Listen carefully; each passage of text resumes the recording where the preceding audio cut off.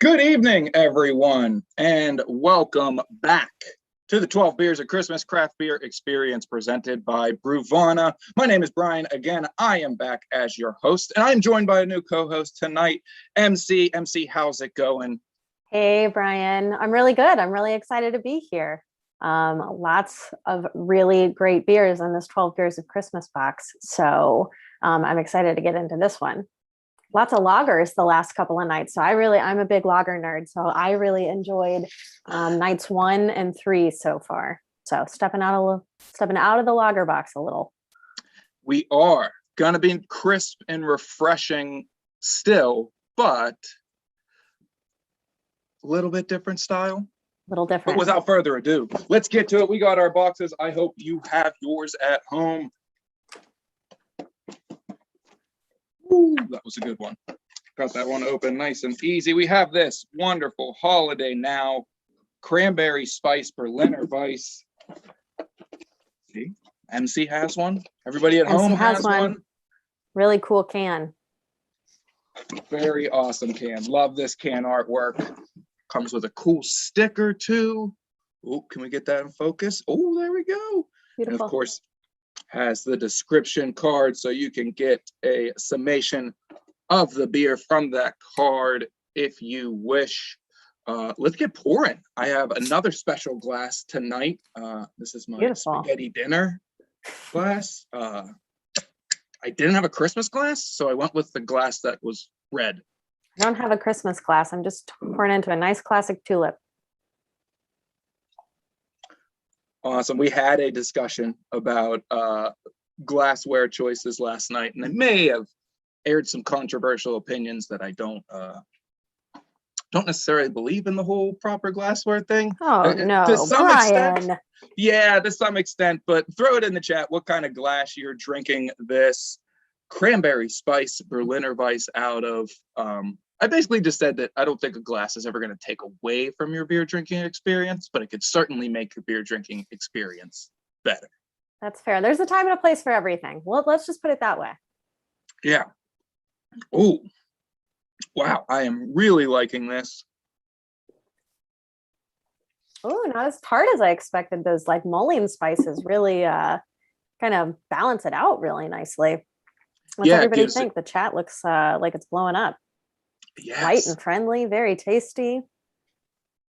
Kevin's drinking out of a standard pint glass tonight.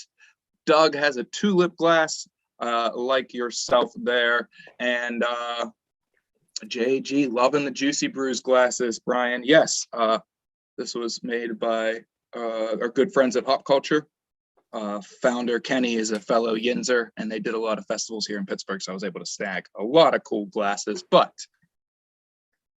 Tom says he's getting a nice clean finish. I agree. Sometimes I feel like Berliner Weiss is kind of get you in the back of the palate, you know, kind of like seize up your jaw a little bit. And this one's really nice. It's not really doing that. Not at all. No, this is definitely a crushable Berliner Weiss. And I think it still packs a decent punch in terms of ABV. Where is that at? So the ABV is about double of a normal Berliner Weiss, because this is actually, I don't know if you guys noticed, the Imperial is a little hidden at the top. It's actually an Imperial Berliner Weiss. So yeah, Berliner Weiss is usually about 3 or 4%, and this is 8%. So buckle up, y'all. Merry Christmas. People, I am seeing in the chat a lot of talk about the cards. They were very hard for us to keep them in certain slots. So yeah, mine definitely got slipped into day 3. Yeah. Yeah, I got a bonus card in this one. I got night 2's card in my night 4 slot, but that's gonna happen. Look, I can get a sticker, so I'm interested to see which day my sticker shows up. One day, certainly. It's in there somewhere. Ooh, Ocean Spray cranberry sauce I see in the chat. That is, I agree. Cranberry juice, maybe, is that what we're referring to with the Ocean Spray? Cranberry sauce, maybe cranberry sauce like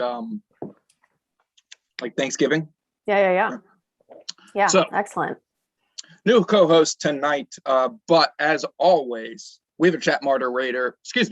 We have our chat moderator with us tonight to help facilitate our audience questions.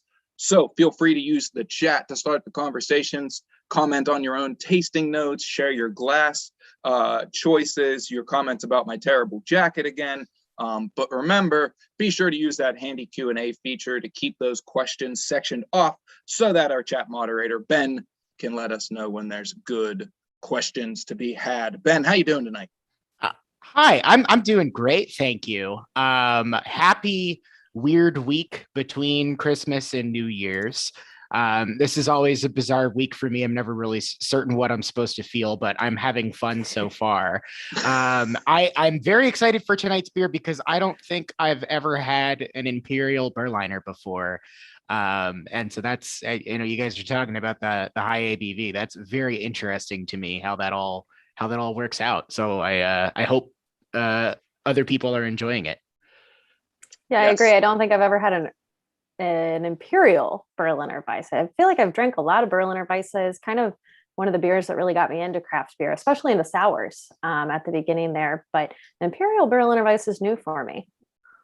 Yeah, not a style that you see often. I'm also impressed by the cinnamon, allspice, and clove in this beer. That is not something you see in a sour beer very often, and it is just beautiful in this beer. I feel like they really Americanized this German beer here, which, a very good Christmas tradition is to take German traditions and Americanize them. So just right on brand here, I think. Very, very, very good reference. This is Yes. This is true to style for Americans. Indeed. Just like double down on absolutely everything, make it way bigger than it needs to be. And then you've nailed it. Exactly. Yes. Yeah. And a Berliner Weisse, just to give you, like I said, we're drinking an Imperial Berliner Weisse, to give you a little background on what a traditional, like the style guidelines for Berliner Weisse, it's a traditional German beer, and one of very few German beers that's actually an ale and not a lager. As the name suggests, it was popularized in Berlin, not Munich, like most German lagers are popularized in. And to be labeled a Weiss beer of any kind in Germany, it has to be made with at least 50% wheat in the malt bill, but they're often made with a little bit more than that, like 65%, 67%.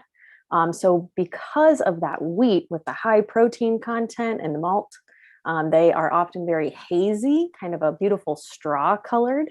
And they have that famous super sour taste that we all know. And that's coming from the lactobacillus, which is actually a bacteria, not a yeast, that ferments the beer. And we recognize that bite in the lactobacillus from yogurt is where we're kind of familiar with that in our everyday lives. Beyond like, that. Lactobacillus acidophilus, bulgaricus, I think is one, but you see those. Yeah, there's a few different strains of them. Right, exactly, yogurt. Very little hops showcased in this beer. And like traditionally, they serve them in really beautiful big chalices. And to get around the Reinheitsgebot, they would serve them with a little side of syrup rather than put the cranberry or whatever right into the beer. We obviously don't have to adhere to the Reinheitsgebot here in the US, but they were often served with like a raspberry or a woodruff syrup that you would put into your beer. And so that's why you often see Berliner Weisses that are spiced or have fruit in them. That's kind of a traditional way of drinking them. And like we mentioned, it's usually a pretty sessionable beer, pretty like low ABV, 3 or 4%.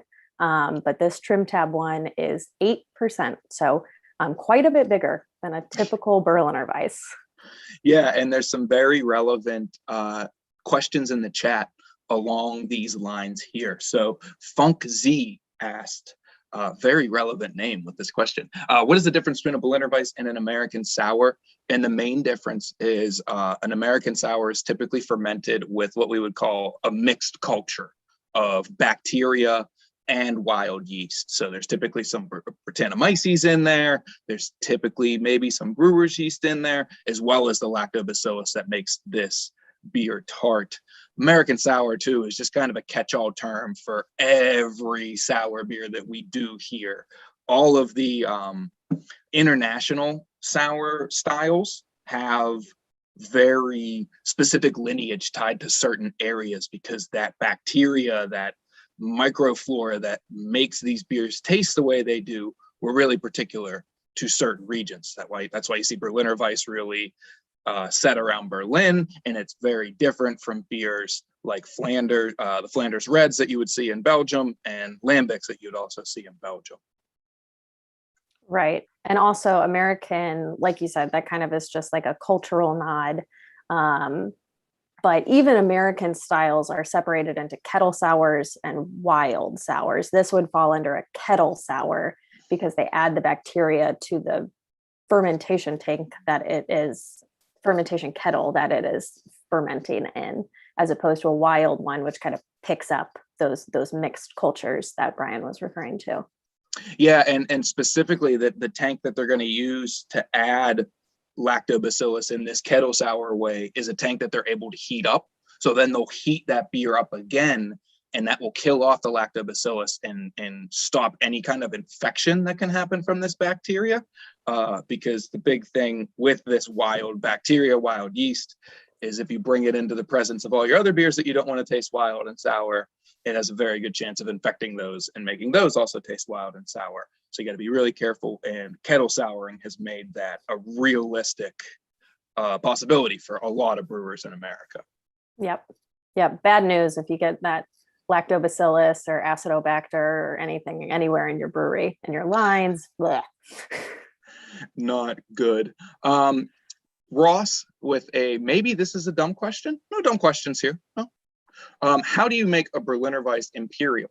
What do we say? What do we mean when we say Imperial? Usually it's Imperial Stout. Just higher alcohol. Imperial is just a fancy word for double or higher alcohol, but anything that's going to be labeled with that moniker, Imperial, is typically going to be, I don't know, what do you think? Above 7, above 8? Yeah, I mean, like you said, it's kind of the name doesn't really indicate anything. I mean, an Imperial Berliner Weiss, you would think it has to be 6 or 8 because an original Berliner Weiss is 3 to 4, whereas a Imperial Stout might be closer to a 12% because a stout usually falls at like 7 or 8. So it kind of depends on the style, because it has to do with how many fermentable sugars they put in there. So if you're putting double the amount of fermentable sugars in a Berliner Weiss, you're going to end up with still a lower content of alcohol than you would with like an Imperial Stout, an Imperial IPA, something that already has a lot of fermentable sugars. Yeah. Wow, there are a lot of quesys. Yeah, you guys are blowing it up over here. It's wonderful. Thanks everybody for coming back tonight. And I'm happy, so happy to report that we have guests this evening to talk, to join us to talk about this TrimTab Brewing Holiday Now Cranberry Spice Berliner Weiss. Really let that one land. So everyone, please join us in welcoming the owners of City Brew Tours Birmingham, Dustin and Scottie Hughes. How's it going, guys? Hey, guys. What is going on? Hi, we mentioned this earlier, but we got ghosted on our guest last night, so we are so excited to have you. We would have been excited either way. We're really excited to talk about doubling down Birmingham on the beer, but yeah, double excited given what happened last night. How was your Christmas? It was good. It was Fantastic. real good. It's always busy, but it's always nice to see family and friends. Yes.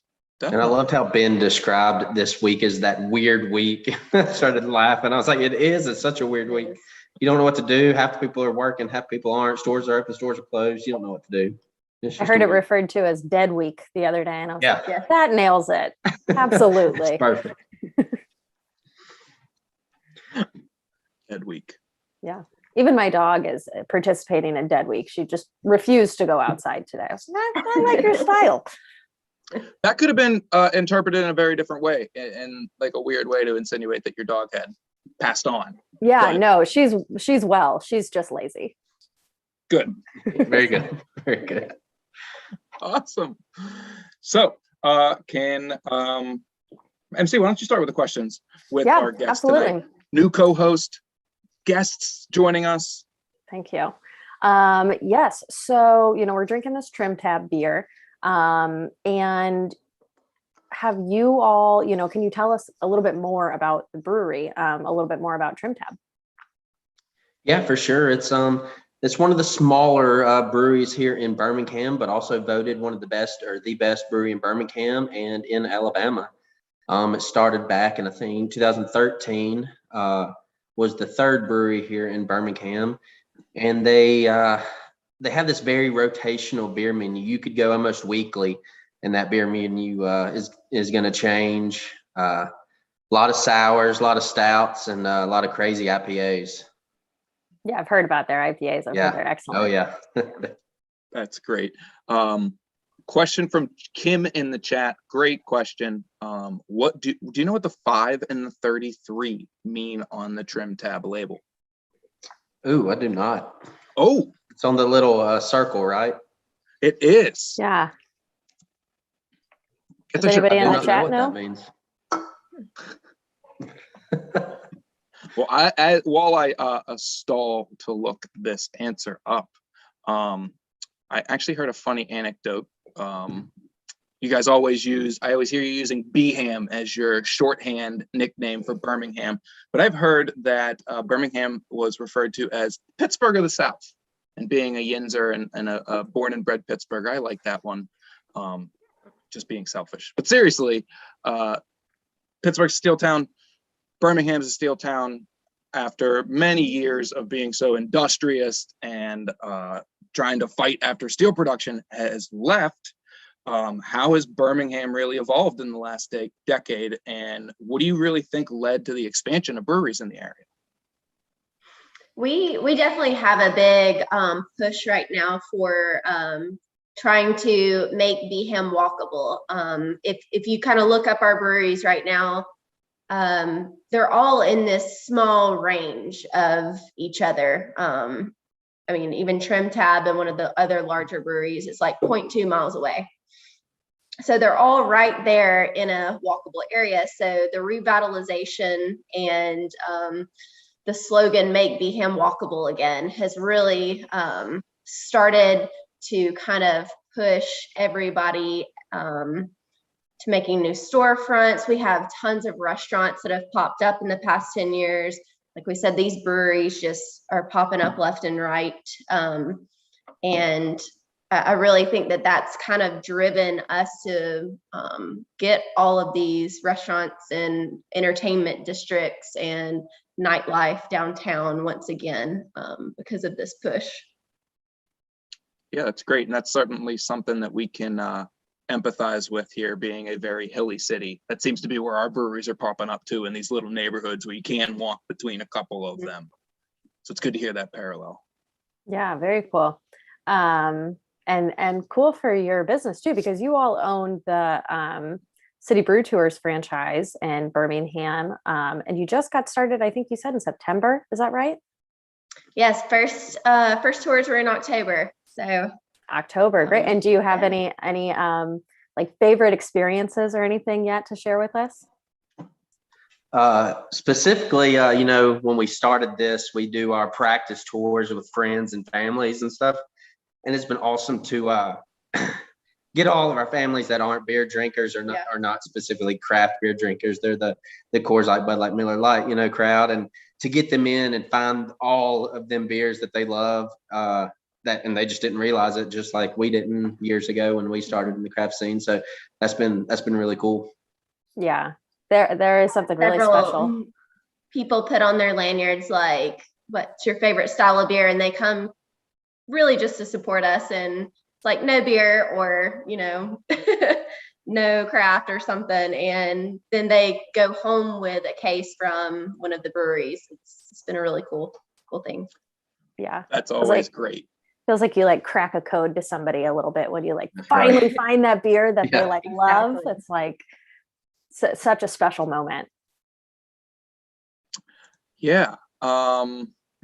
Let's go to the chat again. I want to get your opinions on this, Scottie and Dustin. This is a very expressive, flavorful beer. There's a lot going on here. The cranberry, the tartness, the spices. What would you guys eat with this? What do you think is going to go well with a beer like this? I mean, to me, a Christmas dinner. I mean, everything, I saw right? a lot of Like the Thanksgiving cranberry dinners, sauces yeah. and stuff. So it's like, I mean, we've started calling it Christmas in a can down here. It's like it gets you in the mood for Christmas, right? I saw a question on here earlier asking if this is a year-round beer. One of their staples is called the Paradise Now. It's their raspberry sour that is probably their highest selling beer there, and they do a holiday party just around in December around Christmas to launch this beer for the month. Where they add all the Christmas decorations at the brewery. They all have the Holiday Now Christmas sweaters and kind of have like a Holiday Now's back party, and it is packed when you go to that brewery that night, and everybody's drinking Holiday Now there. So, but yes, to answer your question, just December. I am, yeah. So just a seasonal beer, but I am just in awe that there is a Christmas sweater out there that has this on it. That it is basically looks just like that. Looks like that. Has all those reindeers on it. Tom, if you're in the chat, we mentioned last night, Tom runs our fulfillment team and does our packing, also being my co-host the first 2 nights. Can we figure out how we fit a sweatshirt in here next year? Please? Get on that.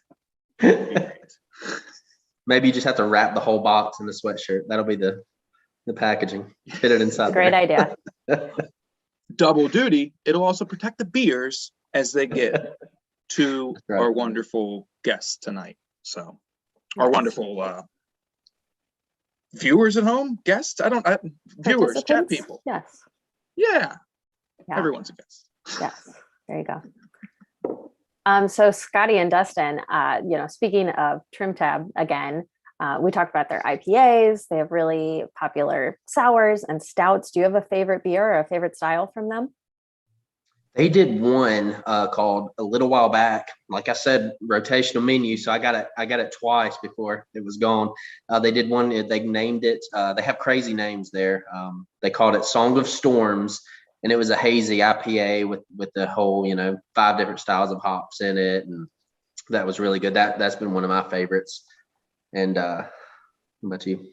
I really liked one beer they did this summer. It was a sour, and I wouldn't say sours aren't my biggest dislike of beer, but it's definitely not my favorite. But they had a lemon bars, and it tasted like you were drinking lemon pie, and that's probably been my favorite beer that they've done so far. But like he said, it was only on tap for about 2 weeks, so I got it twice. The rarity makes them even more special. Tastes even better that way. Oh my God. I'm on the patent website trying to figure out what 5 and 33 means in the TrimTab logo, and I'm just down a rabbit hole. So Adam in the chat is talking about it. Go ahead.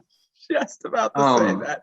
So just the word itself, TrimTab, if you aren't familiar with that, that is a very small piece of a large ship. It's on the rudder. It's actually like a little small rudder on the back of the big rudder that helps steer the whole ship. And so basically,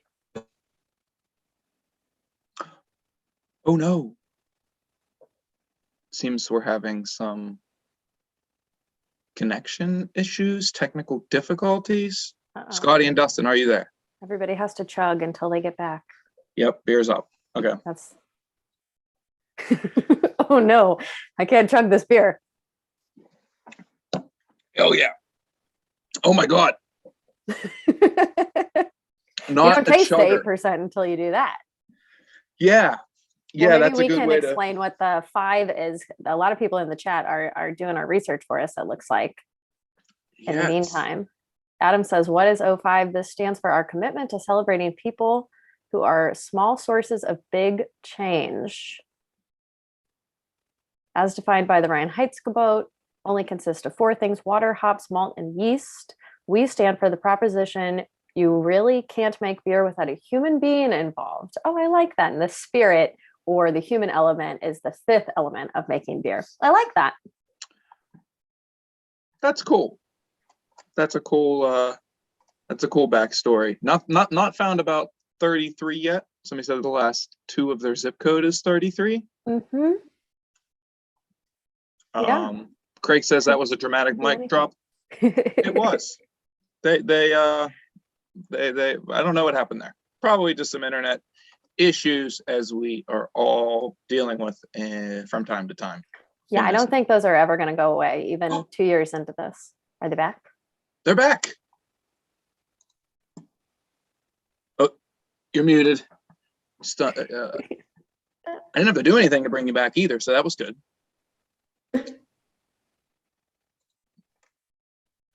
Can you hear us now? We can hear you. There you are. Wonderful. Okay. Wonderful. Says internet connection is unstable. So hopefully it'll. Oh no.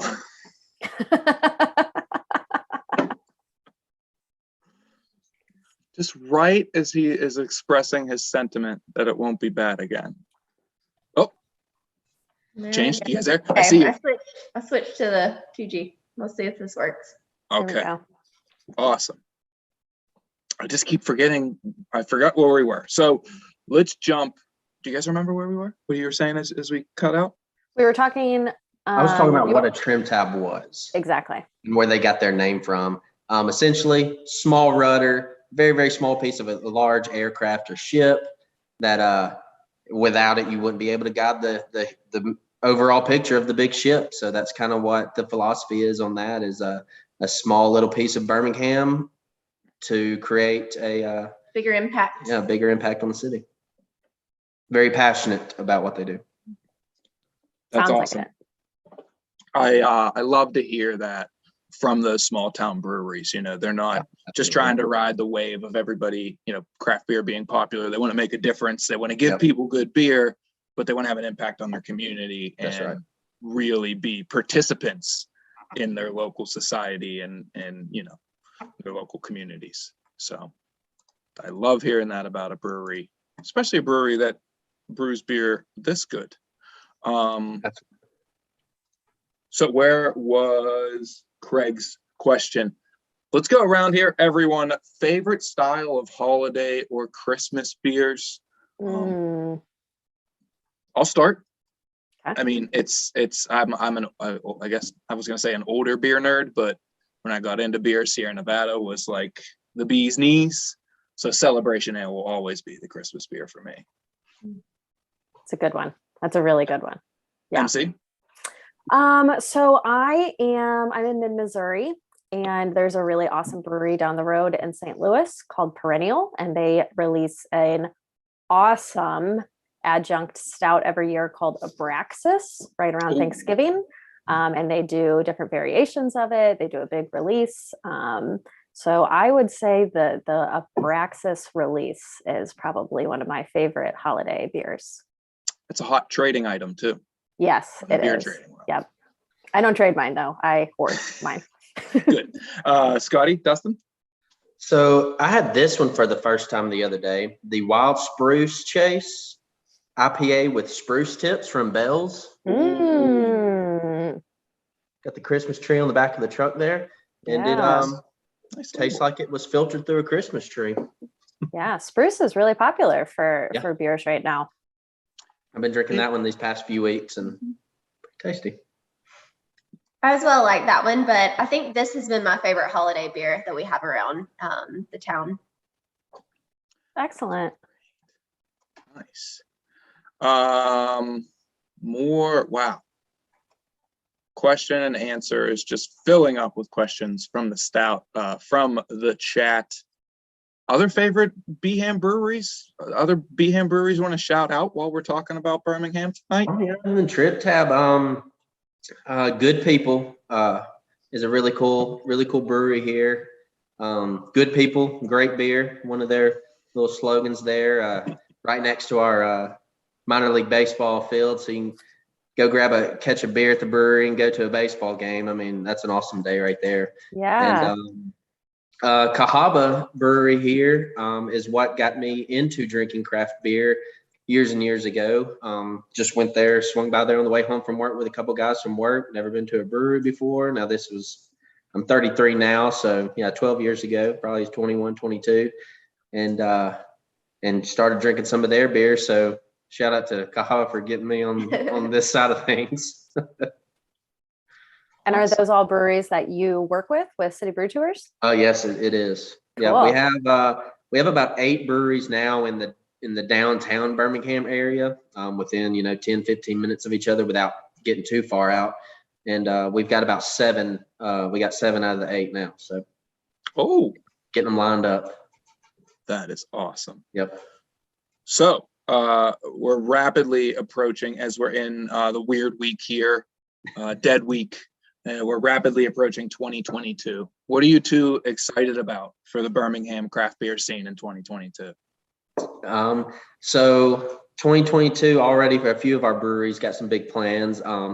We have one brewery, or TrimTab's expanding to their building that they're in now to get some more room, get some more equipment in there. Cahaba as well has the room already, and they're expecting to expand. And then one of our smaller ones where actually Cahaba started, they moved out of that building, and now it's called Ghost Train Brewery. And they have purchased a new building, a lot bigger. And I'm excited to see what they do for this massive building they bought. And hopefully brings a new brewery to that small location that Cahaba was in, then Ghost Train. Maybe somebody else will move on in, and we'll get another one here. That's great. Yep. So if what's the word somebody used? Virtual drinking buddies. If our virtual drinking buddies would like to find out more about City Brew Tours Birmingham, where can they do so? Absolutely. We are on, if you go to City Brew Tours main website, we are now a city affiliated with them. So you can click on our Birmingham City Brew Tour website and learn a little bit more about our breweries, or follow us on our Instagram, City Brew Tours BHAM. As Brian was mentioning earlier, the city has adopted that term as their nickname. BHAM. Facebook as well. Mm-hmm. That is awesome. Well, thank you, Scottie and Dustin, so much for joining us tonight. Thanks for showing up. Thanks for offering awesome answers. And we look to see you in the near future shortly. Absolutely. Thanks for having us. Thank y'all. Cheers, everybody. You're very welcome. Cheers. Cheers. So, final thoughts, MC. I have some actually. Before I get to your final thoughts, I'm going to step in. Please share. Chat is just blowing up with favorite holiday beers. So we just need to mention some of these. Hardywood Gingerbread Stout, unbelievable. Bell's Cherry Stout, absolute classic. Smutty Nose Peppermint, Epic Big Bad Baptista Chocolate Mint. That's a ridiculous beer. East End Brewery Snowmelt. Shame. Shout out to East End, fellow Yinzer Brewery. St. Bernardus, always classic Christmas ale. Delirium Noel. And Mad Elf, of course. One of my favorite Christmas beers. Oh, and Santa I Know Him from Evil Genius. Previous 12 Beers of Christmas inclusion. So, Tom says a winter welcome. Is that winter welcome from is that a Sam Smith? That's like an OG.